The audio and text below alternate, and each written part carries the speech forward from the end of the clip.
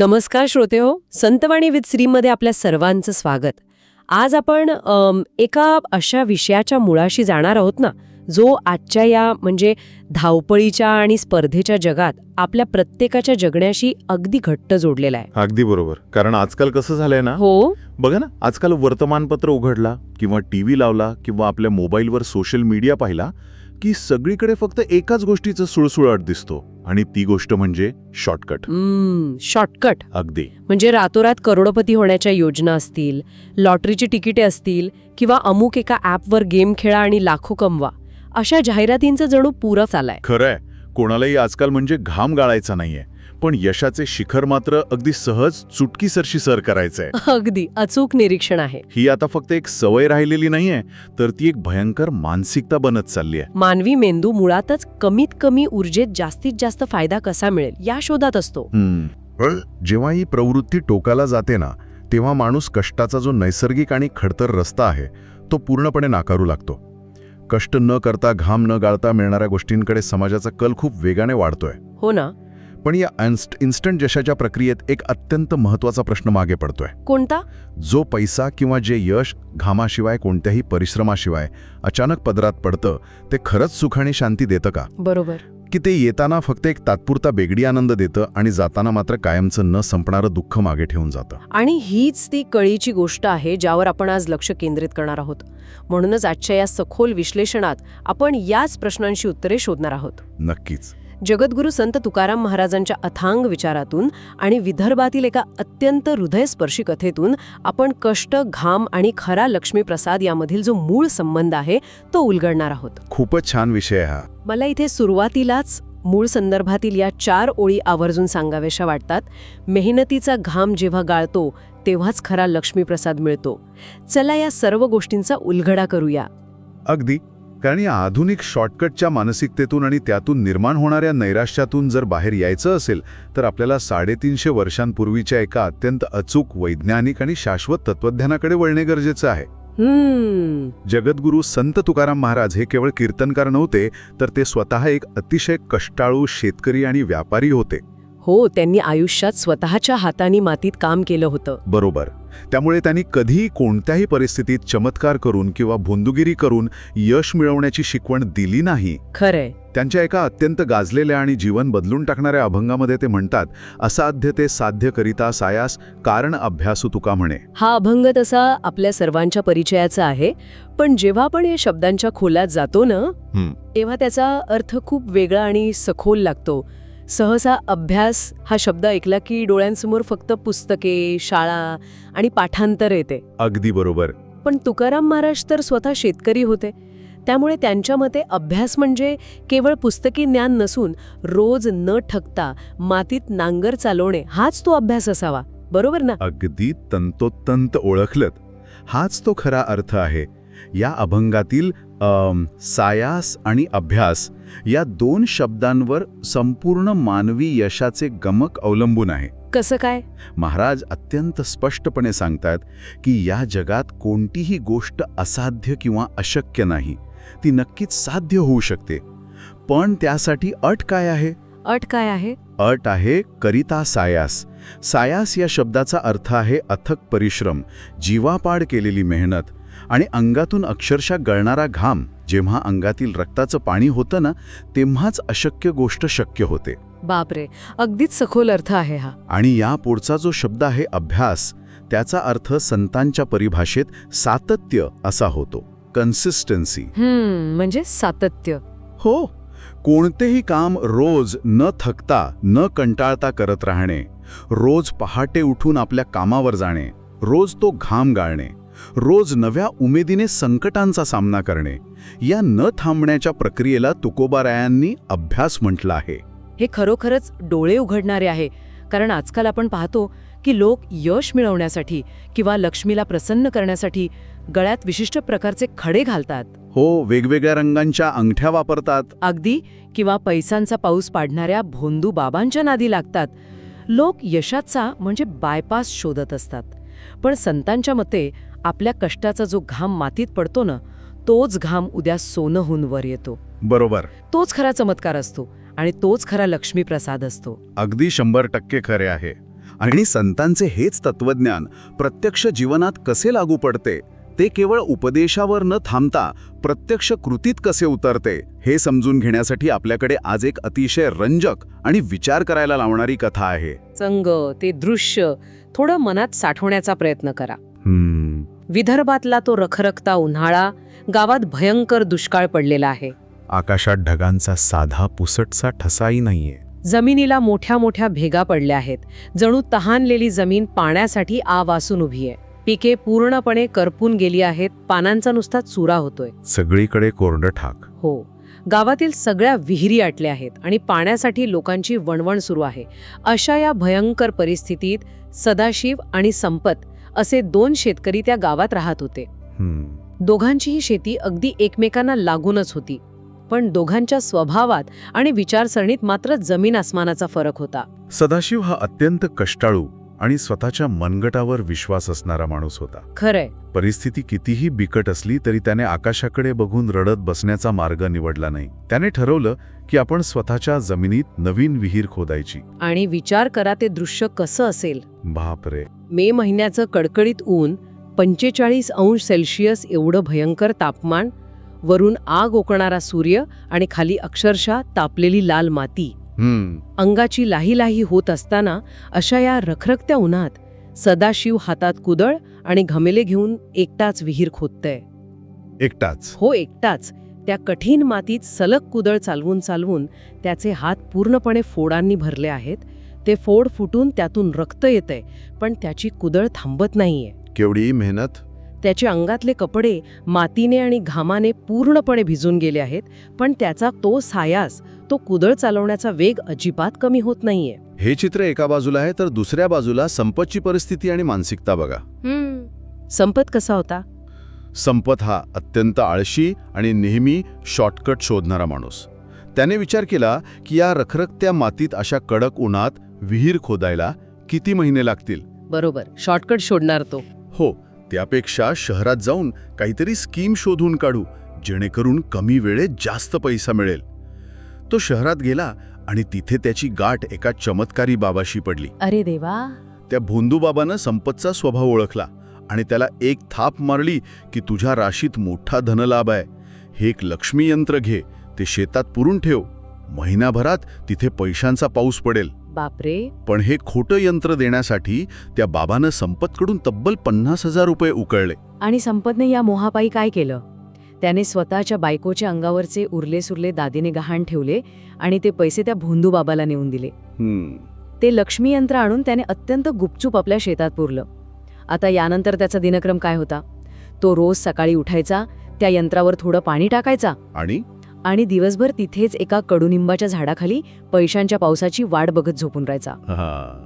विरोधाभास किती विदारक आहे बघा. एकाच गावात शेजारी शेजारी असणाऱ्या 2 शेतांमध्ये 2 वेगळी तत्वज्ञानं काम करत होती. अगदी. एकीकडे सदाशिव आपल्या रक्ताचं पाणी करत अंगातून घामाच्या धारा गाळत अभ्यास करत आहे आणि दुसरीकडे संपत झाडाखाली झोपून आभाळातून चमत्कार होण्याची वाट पाहत आहे. हो, आणि यात सर्वात आश्चर्याची गोष्ट म्हणजे जेव्हा संपत सदाशिवला बघायचा तेव्हा तो त्याला हसायचा. हसायचा? हो, तो टोमणे मारत म्हणायचा, अरे सध्या, मूर्ख आहेस का तू? या कडक खडकात जन्मभर जरी कुदळ मारलीस तरी पाणी लागणार नाही. माझा बघ, मी कसलं भारी यंत्र आणलंय. अरे रे. काही न करता, घाम न गाळता माझ्याकडे लक्ष्मीत चालून येणार आहे. इथे मानवी स्वभाव बघा कसा असतो. माणूस शॉर्टकटला किती लवकर भुलतो. खरंय. पण सदाशिव त्याला काय उत्तर द्यायचा?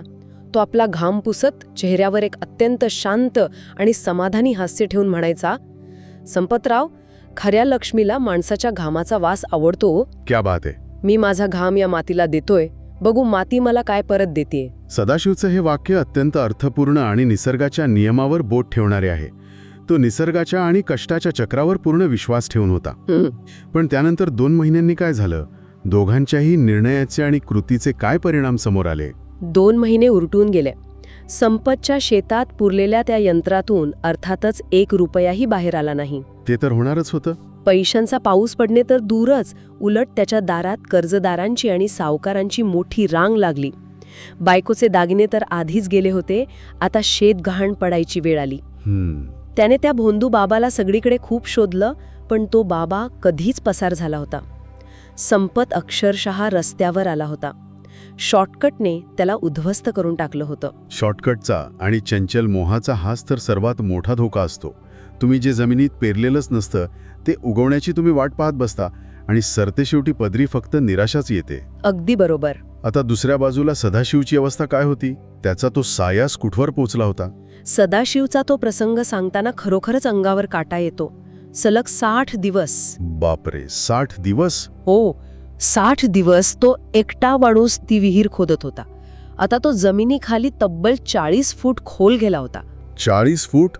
आजूबाजूला अंधार आणि फक्त कठीण काळा खडक. हवाई धड खेळत नव्हती, पण अजूनही पाण्याचा एक थेंबही लागला नव्हता. गावकरी आता त्याला वेड्यात काढायला लागले होते. लोक टोमणे मारत असतील? हो, वरून लोक टोमणे मारायचे सध्या नाच सोड आता. नुसता खडक आहे खाली, तुझा जीव जाईल तिथे, पण पाणी नाही लागणार. पण सदाशिवला तुकाराम महाराजांच्या असाध्य ते साध्य करिता सायास या तत्वावर पूर्ण विश्वास होता. त्याने स्वतःच्या घामावर कधीच शंका घेतली नाही. हो, त्याने कुदळ मारणं थांबवलं नाही. तो एक संध्याकाळचा प्रसंग होता. सूर्यास्त होत आला होता. सदाशिवचा पूर्ण देह थकून गेला होता. शरीरात त्राण उरला नव्हता. 60 दिवसांचा तो भयंकर शारीरिक ताण, ते फोड, तो थकवा त्याच्या प्रत्येक स्नायूवर जाणवत होता. श्वास घ्यायला त्रास होत असेल. अगदी. पण त्याने हार मानली नाही. त्याने आपला उरलासुरला सगळा जोर एकवटला. दोन्ही हाताने कुदळीचा दांडा घट्ट पकडला, डोळे मिटले आणि त्या कठीण खडकावर एक शेवटचा अतिशय ताकदीचा घाव घातला. आणि काय झालं तिथे? टन असा एक अत्यंत मोठा आणि भेदक आवाज त्या खोल खड्ड्यात घुमला. अरे चा. आणि त्या खडकाला एक मोठी भेग पडली. त्या भेगेतून पाण्याचा एक अतिशय स्वच्छ, खळाळता आणि थंडगार झरा प्रचंड वेगाने वर उसळला. क्या बात आहे. पाण्याचे ते थंडगार थेंब सदाशिवच्या त्या तापलेल्या चेहऱ्यावर उडाले. तो तिथेच त्या चिखलात गुडघ्यावर बसला. कुदळ हातातून खाली पडली आणि त्याच्या डोळ्यातून घळाघळा अश्रू वाहू लागले. ते कष्टाचे अश्रू होते. हो, 60 दिवसांचा त्याचा तो प्रामाणिक घाम, त्याचे ते अमानवीय कष्ट आज पाण्याच्या रूपाने वर आले होते. ते डोळ्यांतले अश्रू आणि विहिरीचं ते नवं पाणी एकमेकांत मिसळून गेलं होतं. एक अफाट, शब्दात न सांगता येण्यासारखं भावनिक समाधान त्या क्षणी तिथे होतं. काय अद्भुत प्रसंग आहे हा. प्रयत्नांची पराकाष्ठा केल्यावर मिळणाऱ्या यशाचे हे मूर्तिमंत उदाहरण आहे. आपण इथे थोडं थांबूया, कारण आता इथून पुढचा भाग अत्यंत रंजक आहे. सदाशिवच्या या यशानंतर कथेला एक वेगळीच कलाटणी मिळते. त्या अथक प्रयत्नातून मिळालेल्या पाण्यावर सदाशिवने एक नवीन प्रकारची कमी पाण्यात येणारी फळबाग फुलवली. अरे वा. काही महिन्यातच त्याच्या त्या रखरखत्या दुष्काळी शेतात एक हिरवीगार बाग उभी राहिली. त्याने ती फळे बाजारात नेऊन विकली आणि त्याला प्रचंड नफा झाला. खऱ्या अर्थाने त्याच्या घरात लक्ष्मी चालत आली होती. आणि तो शॉर्टकट शोधणारा संपत, त्याचं काय झालं? एके दिवशी संपत डोक्याला हात लावून सदाशिवच्या बागेबाहेर रडत बसला होता. कर्जदारांनी त्याला घराबाहेर काढलं होतं. सदाशिवने त्याला पाहिलं. तो बाहेर आला आणि त्याने संपतच्या खांद्यावर हात ठेवला. संपत ढसाढसा रडत म्हणाला, सध्या मी हारलो रे. मी लक्ष्मीला फुकटात आणि शॉर्टकटने मिळवायला गेलो, पण तिने माझं सर्वस्व हिरावून घेतलं. आणि तू घाम गाळलास तर ती तुझ्या घरात कायमची येऊन बसली. अगदी खरंय. त्यानंतर सदाशिवने अतिशय मोठेपणा दाखवून संपतला आपल्याच फळबागेत कामावर ठेवून घेतलं आणि त्याला कष्टाचं खरं महत्त्व पटवून दिलं. सदाशिव म्हणाला, यंत्राने जर पैसा आला असता तर जगात कोणीच कष्ट केलं नसतं. माझा घाम जेव्हा या मातीत पडला तेव्हा त्या घामाचं रूपांतर या हिरव्यागार लक्ष्मीत झालं. केवढी मोठी शिकवण आहे ही. कथेतील या घटनेचा आपल्या रोजच्या आजच्या आधुनिक आयुष्याशी काय आणि कसा संबंध आहे हे समजून घेणं आता खूप गरजेचं आहे. अगदी बरोबर. श्रोते हो, आता इथे प्रत्येकाने स्वतःच्या आत डोकावून पाहणं आणि स्वतःला काही प्रश्न विचारणं गरजेचं आहे. मी जे प्रश्न विचारणार आहे त्यावर अगदी शांतपणे विचार करा. माझा पहिला प्रश्न आहे, आपल्या आत नक्की कोण दडलंय? तो नेहमी शॉर्टकट आणि पळवाटा शोधणारा संपत, की न थकता प्रामाणिकपणे घाम गाळणारा सदाशिव? हो, हे स्वतःला विचारणं खूप महत्वाचं आहे. आणि माझा दुसरा प्रश्न, आज आपण जे यश मिळवतोय किंवा मिळवण्यासाठी धडपड करतोय ते खऱ्या कष्टाचे आहे की कुठल्या तरी तात्पुरत्या मोहाचे आणि भुलभुलैयाचे आहे? या प्रश्नांवर विचार करणे खरोखरच खूप महत्वाचे आहे. कारण भारतीय तत्वज्ञानात आणि शास्त्रात लक्ष्मीचे म्हणजेच संपत्तीचे 2 प्रकार स्पष्टपणे सांगितले आहेत. कोणते 2 प्रकार? एक असते चंचल लक्ष्मी आणि दुसरी असते स्थिर लक्ष्मी. या 2 प्रकारांमध्ये नेमका काय फरक आहे आणि त्याचा आपल्या मानसिक शांततेशी कसा संबंध आहे हे थोडं सविस्तर सांगता येईल का? नक्कीच. जेव्हा कोणी जुगार खेळतो, लॉटरीची तिकीट काढतो, कुणाला फसवून पैसे मिळवतो किंवा कुठल्याही प्रकारचे अनैतिक शॉर्टकट वापरून रातोरात श्रीमंत होतो, तेव्हा जी संपत्ती घरात येते ती चंचल लक्ष्मी असते. तिचं नावच चंचल आहे. ती आज येते पण ती टिकत नाही. आणि याचे एक मानसशास्त्रीय कारण आहे. ते काय? शॉर्टकटने आलेला पैसा कसा सांभाळायचा, त्याचं मूल्य काय आहे हे ते व्यक्तीला माहीतच नसते. त्यामुळे तो पैसा चुकीच्या मार्गाने उधळला जातो. खरंय. आणि सगळ्यात भयंकर गोष्ट म्हणजे ती चंचल लक्ष्मी जेव्हा निघून जाते ना, तेव्हा ती जाताना तुमच्या घरातून तुमची शांती, तुमचे समाधान, तुमचे आरोग्य आणि कधीकधी तुमची अब्रूसुद्धा सोबत घेऊन पळून जाते. संपत्तीच्या बाबतीत नेमके हेच झाले. हे खरोखरच विचार करायला लावणारे आहे. आपण अनेकदा पाहतो की ज्यांना अचानक लॉटरी लागते ते काही वर्षांतच पुन्हा रस्त्यावर येतात. अगदी बरोबर.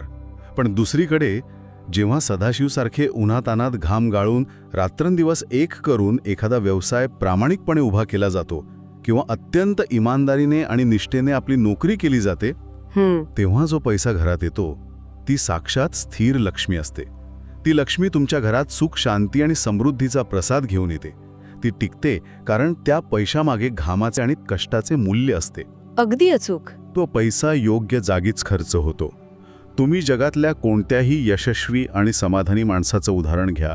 रतन टाटा असतील किंवा डॉक्टर APJ अब्दुल कलाम असतील. या सर्वांचं यश हे केवळ त्यांच्या अथक परिश्रमावर आणि मूल्यांवर आधारित आहे. तिथे कोणताही शॉर्टकट नव्हता. तर या सगळ्याचा अर्थ काय होतो? मला इथे एक गोष्ट प्रकर्षाने सांगावीशी वाटते. आपण घामाबद्दल बोलतोय. घाम हा शरीराचा फक्त पाण्याचा अंश नसून तो खऱ्या अर्थाने प्रामाणिकपणाचा अर्क आहे. वाह, क्या बात आहे.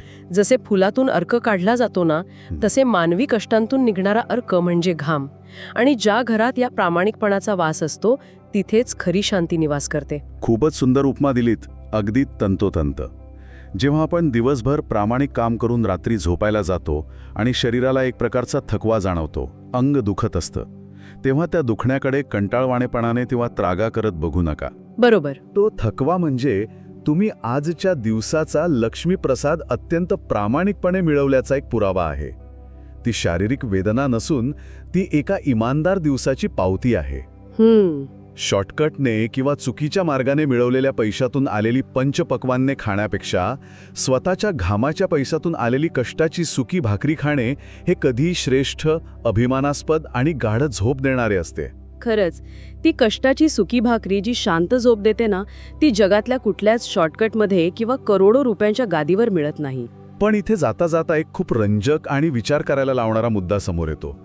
आपण सदाशिवची कथा पाहिली, जिथे त्याने प्रचंड शारीरिक कष्ट केले, घाम गाळला.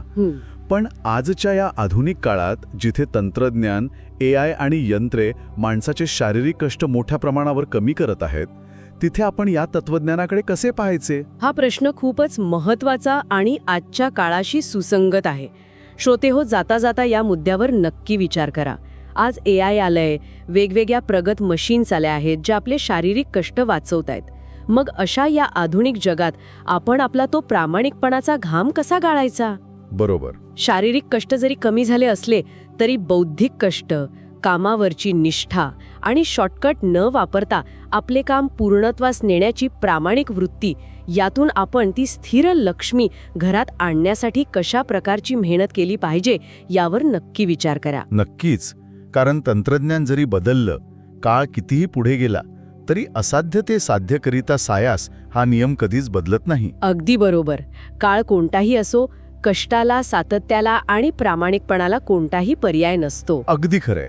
तर श्रोतेहो, आजच्या या सखोल चर्चेतून आपण कष्टाचे आणि खऱ्या स्थिर लक्ष्मीचे महत्त्व अत्यंत सोप्या पण प्रभावी पद्धतीने नव्याने समजून घेतले. सदाशिवच्या त्या खडकातून उसळणाऱ्या पाण्याचा आवाज आणि त्यातून मिळणारे ते अफाट समाधान नेहमी लक्षात ठेवा. नक्कीच. आणि शेवटी असेच संतांची विचार कथा ऐकण्यासाठी आपल्या चॅनलला सबस्क्राईब करा, इतरांना नक्की शेअर करा, लाईक करा. धन्यवाद. रामकृष्ण हरी.